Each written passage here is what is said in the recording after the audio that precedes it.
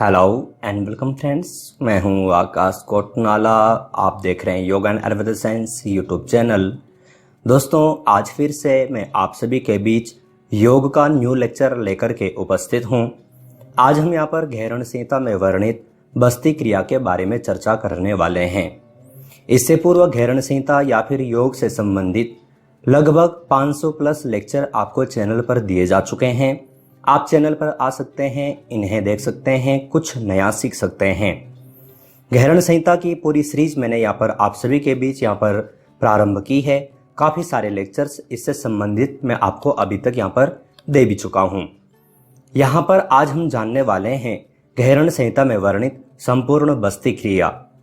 बस्ती क्रिया का तात्पर्य क्या है, बस्ती का तात्पर्य क्या है, ये हम यहाँ पर जानेंगे।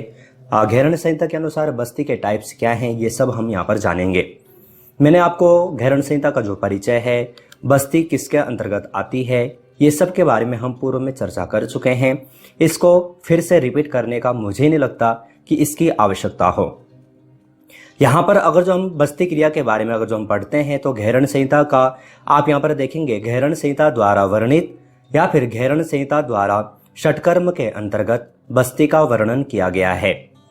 जो बस्ती क्रिया है यह घेरण संहिता में वर्णित जो षटकर्म है, सप्त साधन के अंतर्गत जो षटकर्म जो क्रियाएं हैं, 6 क्रियाएं हैं, उसमें इसका वर्णन हमें प्राप्त होता है, जो कि 2 प्रकार के हैं। जो बस्ती क्रिया है ये 2 प्रकार की है। अब यहाँ पर इससे संबंधित एक श्लोक घेरण संहिता में आता है। 45 नंबर का श्लोक है जलवस्ति शुष्क वस्तिर वस्ती च द्विविधो स्मृतौ जलवस्तिम जले कुर्यात् शुक वस्तिम सदाक्षितो। अब तात्पर्य क्या है, तो तात्पर्य हम यहाँ पर जान लेते हैं। तो तात्पर्य है कि वस्ती कर्म 2 प्रकार का है, एक जलवस्ती और दूसरी स्थलवस्ती। बस्ती क्रिया यहाँ पर जान रहे हैं। आपको मालूम होना चाहिए, आपको ध्यान में होना चाहिए कि अगर जो आप योग के स्टूडेंट हैं तो ये टॉपिक आपके लिए काफ़ी यूजफुल है। यूजीसी नेट के एग्जाम अगर जो आप दे रहे हैं या फिर आप योग से एमए वाईसीबी जो कोई भी आप एग्जाम की तैयारी कर रहे हैं तो ये आपको ध्यान में होना चाहिए। ये आपका टॉपिक है, इसका नॉलेज आपको होना ही चाहिए। तो ये बस्ती क्रिया 2 प्रकार की यहाँ पर बताई गई है, एक है जलवस्ती और दूसरी है स्थलवस्ती। मैं आपको बता दूं कि वर्तमान समय में जो हम एनिमा जो क्रिया जो कहते हैं या फिर कहीं पंचकर्म सेंटर में या फिर जहां पर नेचुरोपैथी इत्यादि होती है या फिर जहां पर योग चिकित्साएं दी जाती हैं चिकित्सालय में, अगर जो आप देखेंगे तो वहां पर जो वर्तमान समय में जो क्रिया की जाती है वह एनिमा कहा जाता है। जो बस्ती हम जो करते हैं, जो बस्ती जो प्राचीन काल में जो बताई गई है, वर्तमान समय में हम इसे एनिमा के रूप में यहाँ पर देखते हैं। तो महर्षि घेरण यहाँ पर बस्ती के बारे में क्या बता रहे हैं, जो 2 प्रकार की जो बस्ती हैं उनके बारे में क्या बता रहे हैं, क्या कहते हैं, उनको भी हम यहाँ पर देख लेते हैं। तो महर्षि घेरण यहाँ पर जो प्रथम जो जल बस्ती है उसके बारे में यहाँ पर बताते हैं। 46 नंबर के श्लोक में कह रहे हैं कि नाभिमग्न जले पायुन यस्तनालोत्कटासनः आकुंचन प्रसारम च जलवस्तिम समाचरेत। ध्यान दें, नाभिमग्न जले यानी कि नाभि तक के जल में, मग्न निमग्न यानी कि उस तक नाभि तक हमारा जल हो, पायुन स्थल नालोत्कटासन यानी कि उत्कटासन, उत्कट आसन में हमें बैठना है। आगे कह रहे हैं कि आकुंचनम प्रसारम च, किसका, पायुन, आकुंचन करना है और प्रसार करना है। जलवस्तिम समाचरेत, इस क्रिया को क्या कहते हैं, जलवस्ती कहते हैं। तात्पर्य क्या है, तो आप यहां पर देखेंगे कि जल में नाभि पर्यंत तक बैठकर उत्कट आसन लगाएं और गुह्य प्रदेश का आकुंचन प्रसारण करें। देखो, महर्षि घेरण यहाँ पर जो बस्ती क्रिया यहाँ पर जो बता रहे हैं 2 प्रकार की है, एक है जल बस्ती, एक है शुष्क बस्ती। शुष्क बस्ती को स्थल बस्ती भी कहा जाता है। तो जो जल बस्ती है, जल बस्ती का तात्पर्य है कि जल में बैठ करके कितना नाभि पर्यंत किस प्रकार से कौन से आसन में बैठना है, तो उत्कट आसन में बैठना है, आपको ध्यान में रखना है, उत्कट आसन में बैठना है। और ये जो क्रिया करनी है, क्या करना है कि इस दौरान इतना नाभि तक के पानी में खड़े होकर के उत्कट आसन लगा करके हमें क्या करना है, जो गुह्य प्रदेश है इसका क्या करना है, आकुंचन और प्रसारण करना है। तो आकुंचन और प्रसारण करना ये जो क्रिया है यह क्या है, जलवस्ती है। मैं आपको बता दूं कि जो बस्ती जो क्रिया है यह बड़ी आंत की सफाई के लिए है। हमने देखा इससे पूर्व धोती कर्म हमने देखा, जिसमें हमने काफी सारी लगभग 4 प्रकार की धोतियों के बारे में चर्चा की। पिछले लेक्चर में मैंने आपको बताया था। तो वहां पर हमने देखा कि किसी न किसी एक अंग की सफाई के बारे में वहां पर कहा गया है। तो ये जो जल बस्ती है, जल बस्ती हो चाहे शुष्क बस्ती हो, इस बस्ती के माध्यम से हम क्या करते हैं कि हमारी जो बड़ी आंत है, बड़ी आंत की सफाई करते हैं। तो प्रथम जो एक क्रिया जो बताई गई है, जो जल बस्ती है, वो क्या है, किस प्रकार से करनी है, वो आप यहाँ पर जान चुके हैं। अब जो साधक, जो लोग इस क्रिया का अभ्यास करते हैं, तो इसका क्या लाभ उन्हें देखने को मिलता है, वो भी हम यहाँ पर जान लेते हैं। तो महर्षि गैरण कहते हैं कि इस क्रिया के अभ्यास से उदावर्त व क्रूर वायु का निवारण होता है तथा शरीर कामदेव के समान सुंदर बन जाता है।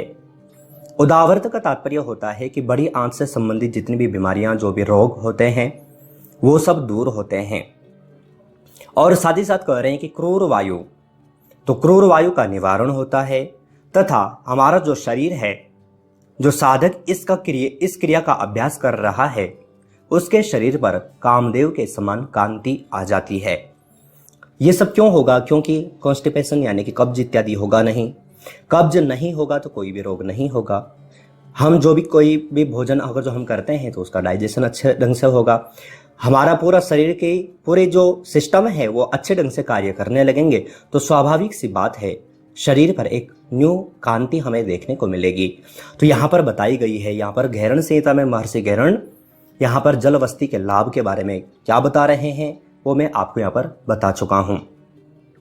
दूसरी बस्ती यहाँ पर बताई गई है, वह है स्थल बस्ती, जिसको कि शुष्क बस्ती भी कहा जाता है। तो यहाँ पर कह रहे हैं कि पश्चिमोत्तानतो वस्तिम चालयित्वा शने शने अश्विनी मुद्रया पायु माकुंच येत प्रसारयेत। दो चीजें यहाँ पर कही है कि पश्चिमोत्तानतो, पश्चिमोत्तानासन आसन में बैठ करके वस्तिम चालयित्वा शने शने, वस्ती का चालन करना है। कैसे? शने शने, धीरे धीरे। अश्वनी मुद्रया, अश्वपी यहाँ पर लिखा है, अश्वनी मुद्रया है। अश्वनी यानी कि जो अश्वनी मुद्रा है, मैंने आपको गैरण से तो बताया है, पूर्व के लेक्चर में बताया है। आगे भी ये लेक्चर से मुद्राओं से संबंधित आपको सारे लेक्चर्स चैनल पर देखने को मिलेंगे। तो अश्वनी मुद्रा यहाँ पर कह रहे हैं कि अश्वनी मुद्रा का अभ्यास करना है। पायु माकुंच प्रसारयेत, यानी कि हमारा जो पायु यानी कि जो हमारा जो गुह्य प्रदेश है, इसको हमें अश्विनी मुद्रा के दौरान यानी कि आकुंचन और प्रसारण करना है। तात्पर्य मैं आपको यहाँ पर बता देता हूं। आप देखेंगे अश्विनी मुद्रा के द्वारा गुदा का आकुंचन एवं प्रसारण करना चाहिए। पश्चिमोत्तानासन में बैठकर नीचे के भाग में वस्ती का परिचालन करें। याद रखिएगा, इसमें आसन कौन सा लगाना है? पश्चिमोत्तानासन। मुद्रा कौन सी होनी चाहिए? अश्विनी मुद्रा। देखो, एक अश्विनी मुद्रा है, एक पाशनी मुद्रा है। अश्विनी मुद्रा में आपको यहाँ पर बता चुका हूँ। पाशनी मुद्रा जब मुद्राओं का लेक्चर आएगा तब जाकर मैं आपको अच्छे ढंग से समझाऊंगा। और भी कई सारी मुद्राएं हैं गैरण संहिता में वर्णित, उन सब के बारे में मैं आपको बताऊंगा। तो यहाँ पर जो दूसरी जो क्रिया जो बताई गई है, दूसरी जो बस्ती है, वह स्थल बस्ती है, जिसको कि सूक्ष्म बस्ती भी कहा जाता है, जो कि मैं आपको यहाँ पर बता चुका हूँ। आप अच्छे ढंग से इसे समझ चुके हैं। अब यहाँ पर जो साधक, जो लोग इसका अभ्यास करते हैं, उन्हें क्या लाभ प्राप्त होगा? तो आप देखेंगे इस क्रिया के अभ्यास से कोष्ठ के दोष एवं आमवात आदि रोगों का शमन और जठराग्नि का वर्धन होता है। तो कोष्ठ रोग, वही मैंने आपको पूर्व में बताया कि यह जो क्रिया है, बस्ती जो क्रिया है, यह कैसी क्रिया है? बड़ी आंत से संबंधित है। और जितने भी रोग अगर जो देखा जाए, कब्ज इत्यादि के जितने भी जो चीजें हैं, वह सब कहाँ हैं? वहां से ही प्रारंभ होती हैं, बड़ी आंत से ही प्रारंभ होती है। तो ये आप यहाँ पर ध्यान देंगे। कोष्ठ रोग है या फिर ये कोष्ठ जो दोष है या फिर आमवात इत्यादि जो रोग होते हैं, उदावर्त इत्यादि जो रोग हैं, उन सब का निवारण होता है और जठराग्नि का वर्धन होता है, जठराग्नि प्रदीप्त होती है। तो ये हमें ध्यान रखना है। दोनों जो बस्तियां हैं क्या क्या हैं, किस प्रकार से हैं, टाइप्स क्या हैं, क्या उनके लाभ हैं, किस प्रकार से करना है, सब कुछ मैं आपको यहाँ पर बता चुका हूँ। साथ ही साथ आप सभी जानते हैं टॉपिक से संबंधित कुछ प्रश्नोत्तरी सीरीज आपको चैनल पर दी जाती है। कुछ प्रश्न आपसे यहाँ पर पूछे गए हैं, आपको सही आंसर इन प्रश्नों के वीडियो के कमेंट बॉक्स में भेजने हैं। प्रथम प्रश्न आप सभी से यहाँ पर पूछा गया है, निम्न में से गहरण संहिता कौन सा ग्रंथ है? हठ योग का, राजयोग का, मंत्र योग का या फिर कोई नहीं?